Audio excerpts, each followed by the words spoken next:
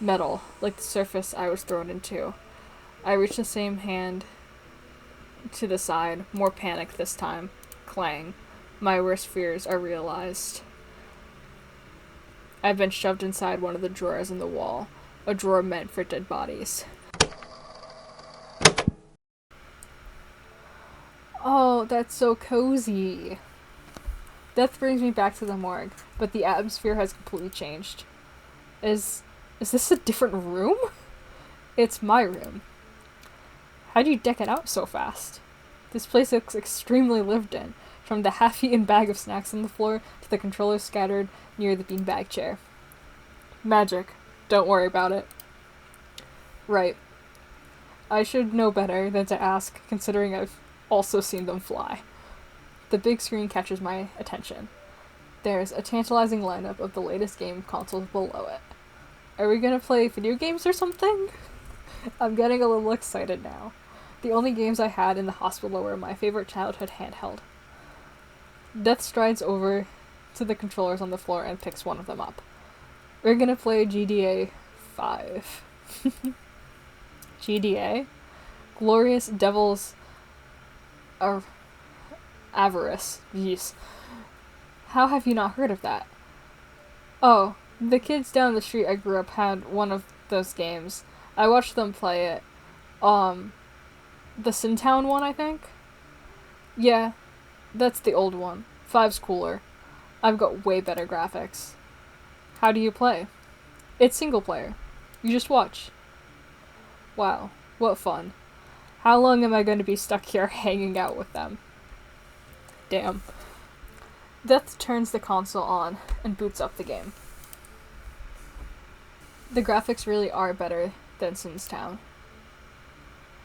In GDA, you play as a devil girl named Lucy.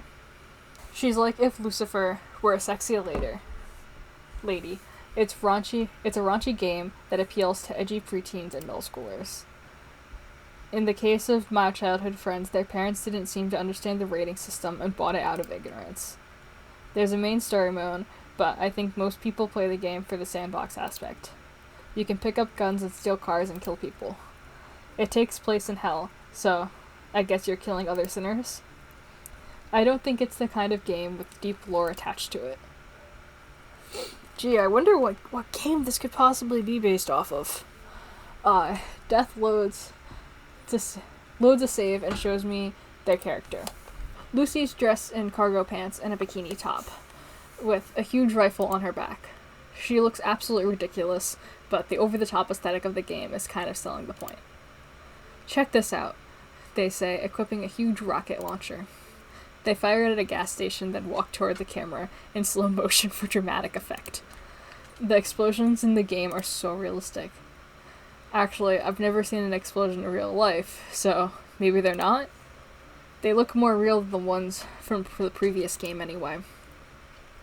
I comment on how cool it was while Death cackles away, stealing a fast-looking car and evading Hell's police force. They're having a great time. Wait, how long do I have to watch them play this? The clock is ticking on this hourglass situation. Hey, Death, can you pause? Why? Because, well, I was wondering when you were gonna give out more trials. Death hit pause on the controller and turned to me. Why? I mean, I haven't gotten one yet, and you haven't given me my hourglass either. That's because you don't have one. I don't? I'll give you a trial later. Now, do you want to watch me play GTA or not? Is it okay if I don't? Do whatever you want. They unpause their game. I'll take that as my cue to leave. Well, what if I wanted to stay there and watch them play their game? Maybe eventually they'd let me play. When I get back to the lobby, Sal is sitting right where I left him. Oh, hey Ash. Did you have fun exploring the place? Yeah, sorta. I talked to the others. Ah, how'd that go? Scarlet doesn't want to help us, and Death was only interested in playing video games. There's games here? They didn't let me play. If they did, it'd probably be for a trial anyway. That's too bad about Scarlet, though. We all have the same goal. We should work together. She said the power of friendship won't save the day. She's not going to do any trials. What does she have against the power of friendship? It's helping me stay hopeful, at least. Yeah, me too. A silence hangs between us for a moment. Sel looks up to the ceiling and sighs. Can I be honest with you, Ash? Sure. Sometimes I wonder if it's better off staying here. What do you mean? If I woke up tomorrow and I had to go back to my normal life. Back to my messy apartment, frozen meals, paying bills, selling products. Back to credit card debt. Oh god. It's been such a relief not to have to worry about my financial situation. But you're doing the trial so you can revive, right? That's the goal? It is. Even though my life was a mess, I can't just abandon it, right? What would I do if I actually stayed here? If he's really been here for years, that messy life he's talking about must have feel so far away. Mine still feels like I only just lost it. Is there anything you miss from the real world? I miss showering. Showering? I haven't found any bathrooms in this place at all. Isn't that weird? Not that we need them. Oh, you're right. There aren't even any sinks, are there? My hair never gets greasy, and I haven't felt sweaty, even with all the running around I've done. But technically, I haven't showered in years. I don't stink, do I? No, you don't smell like anything. Good. But I feel like I want to shower again. I miss that refreshing feeling of being all warm and clean. I can't relate. I've always hated showering. What? Really? How come? It just sucks. Having to get used to the changing temperatures is so uncomfortable. And I can't stand up for that long. Well, normally, I mean. I don't get tired here. Huh. I guess being here has its benefits. That's interesting. The TV screen above us suddenly flashes a bright staticky white. Testing. 1, 2, 3. Damn, it sounds like me testing out my audio levels to make sure they sound okay. Calling all losers. I thought of some trials for y'all. Come downstairs to get started. The screen switches off in unison, as abruptly as they turned on. Sal and I exchange looks. Are you ready? No, but we should probably go anyways.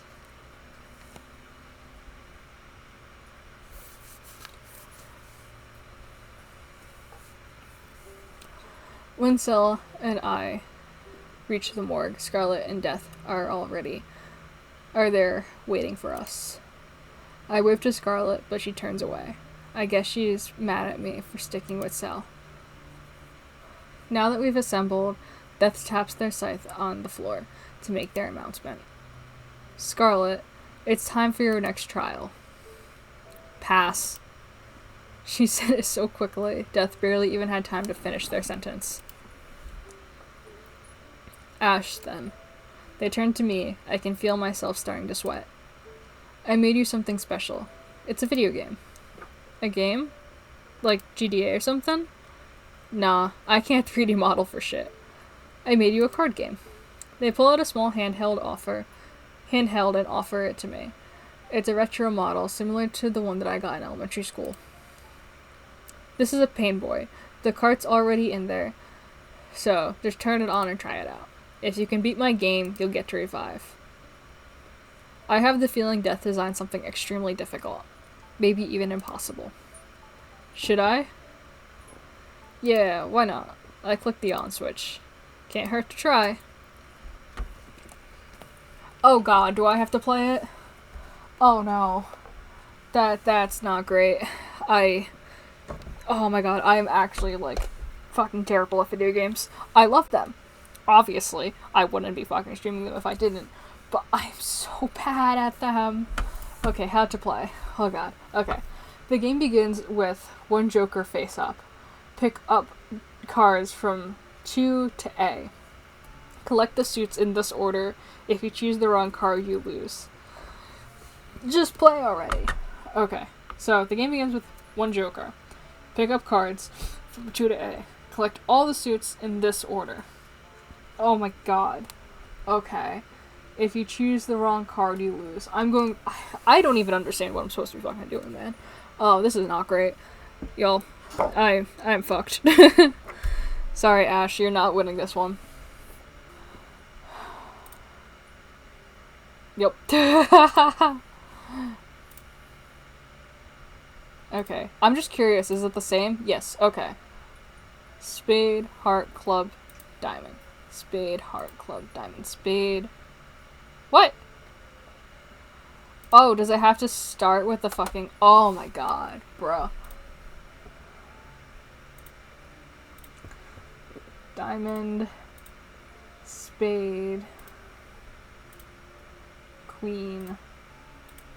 Oh man. Y'all, this is not gonna go great. Club. I'm just curious. What's all? 4 of spades is down there. 2 of clubs is right there. Queen of hearts. 7 of hearts. The Joker. 2 of spades. Oh, okay. So, 2 of spades is right there. So, 2 of spades. Queen of spades. Alright. 2 of spades. 7 of clubs. 2 of spades. Oh, what? No! I didn't want to. I didn't want to give up. I was still playing, damn it. I was starting to finally understand what the game meant. I shut the game off. I give up. I don't have the patience for this. Death Snickers taking back their pain boy. This was a waste of time after all. Man, I was still willing to keep on playing. It's time for your next trial, Donnie. He stiffened in preparation. I couldn't help but feel nervous for him, too. I pat his arm and offer some reassurance. You can do it, buddy. Thanks, Ash. Okay, Death. What was it? What do you need me to do this time? Not much.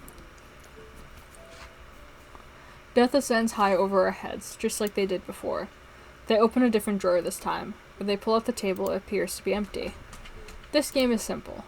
They descend back down looking at us with a hint of darkness in their voice. It's called Say When. Oh god. Before I know it, my feet leave the ground. I barely have time to register what's going on before my body hits cold metal. My AV bag hits my chest and I scramble to catch it. When did it get taken off the hook? Where am I? Slam. Darkness. The blinding white I had only just gotten used to was placed with oppressive black that turned my confusion into abject fear. I'm stunned, terrified to move an inch. All I can do is breathe while my mind searches for an explanation. Ash? Sel's voice gets through to me. I'm coming from somewhere below, muffled slightly. What the fuck are you doing? Let her out. I'm inside of something. I tentatively reach out one hand out into the darkness in front of my face. It's flat, smooth, and cold. Oh god, they put me in one of the morgue body holders. Metal, like the surface I was thrown into. I reach the same hand to the side, more panic this time. Clang. My worst fears are realized. I've been shoved inside one of the drawers in the wall. A drawer meant for dead bodies. Oh my god, that's horrifying. I have claustrophobia, so I 100% understand this. That's horrible. Though, I don't, like, this type of, my claustrophobia is more so with, like, getting in and out of small spaces, not necessarily being trapped in, like, a space like this. So, like, I watch, like, Expedition Unknown and all of that shit, and a lot of, like, archaeology stuff like that, and, they're so interesting. I love it, but I fucking hate when Josh Gates travels through, like, has to go in, like, caves and, like, passages and stuff like that. Absolutely horrifying. The idea of being fucking trapped in a cave or in a passage or, like, ugh, no thank you. Absolutely no thank you. Please? I don't want to be in here. Please, someone. My words come out as a whimper. I'm not sure anyone can hear them. It's up to you to save her, Donnie. I'll let her out if you ask. Death's voice is taunting, like a playground bully. The sound of someone who isn't really going to do what they're offering. But, free her too soon, and you lose the trial. So, I call out panicked desperation. I call out in panic desperation. He has to let me out. He has to. Let her out. Relief washes over me. He really did it. He gave up on his trial for me. I don't have to stay locked up here like a corpse. I honestly wasn't expecting Death to just let them out, to let her out like that. Death opens the locker, and light returns to my world. The bright light that I hated. I get to come back to it for now. I get to see my friends' faces again. My friends, well, Cell is definitely a friend. Scarlet isn't happy with me, but she might come around. As for Death, they're at least helping me down from here. I hang my IV bag on its hook. It's half empty now. Celadon rushes over to me. I've gathered myself. Are you okay? Yeah, that was scary. Thanks for calling it off. Well, you know what they say. Live to fight again another day. Yeah, you'll win the next one. I glance over at Death and Scarlet. This is why I don't bother with these things. But I'm glad Cell had a good enough sense to let you out, Ash. I would have kicked his ass if he didn't. I let out a small laugh. I could see that happening. I can feel Death staring me down through their mask. This probably isn't the outcome they were expecting. Okay, losers. Clearly my trials this time weren't up to snuff. I've already thought of something better for you, Donnie. You can relax while I prepare it. It's gonna be hard to relax, but okay. Let's go to my room. I offered without a second thought. I figured it would be a nice place to chill, far away from this awful morgue at least. You have a room, Ash? It's where I woke up, so that's kind of how I think of it. You're welcome to come too, Scarlet. We can, strategize or something. No, thank you. I'll keep investigating on my own. Scarlet turned to leave, this time giving a smile and wave before exiting the room. At least, she didn't seem to be mad at me or anything, so that's good. That is good. I'm glad that she's coming around at least a bit. I do wonder if I had chosen to stay with her. I'm guessing that I probably wouldn't have, I'm guessing that our interactions would be a lot different. So, I'm kind of interested about what the different, potential paths are in this game. Also, apologies if you hear a squeak. My dog is hanging out with me while I'm streaming, so, she has a little alligator that she enjoys, and he has a little squeaky. However, she's hopefully not ripping the stuffing out of him. I have to keep, wrapping a thing around it to make sure that she doesn't get the stuffing out, but she gets it off kind of easily, so I'm just gonna have to either get her a new one and hope that she, isn't attached to that specific alligator, or see if I can get a needle to pass through it and sew it back up. Do we still have to strategize? Nah, let's relax. Who knows what Death's gonna throw at us next. Yeah, I try not to get ahead of time. It just makes me more anxious. You added some background noise? Thank you. We smile and laugh with each other as we head to the elevator. It feels so nice to make a real friend.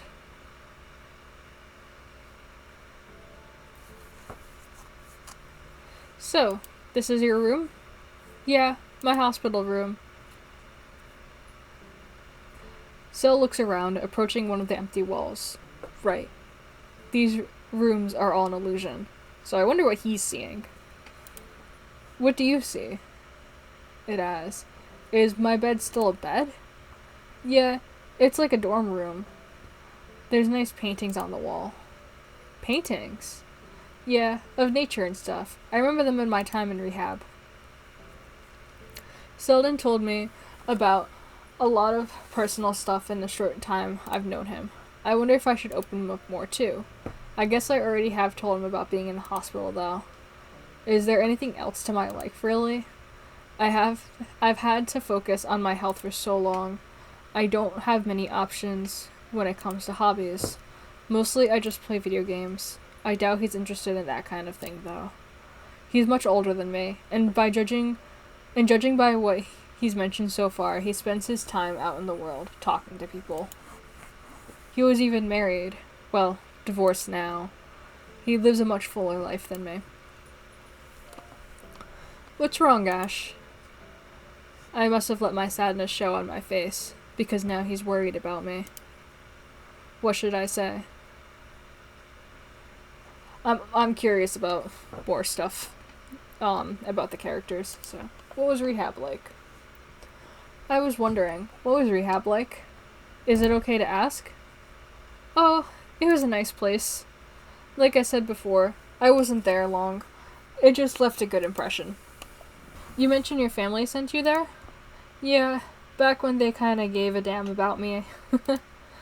I think they were mostly freaked out about my bisexuality than my drinking. I mean, my father's still an alcoholic and he's never had to go to rehab. Oh, that sucks. I'm sorry. Yeah, I mean, at least they didn't put me in conversion therapy. It was just a regular 12-step program.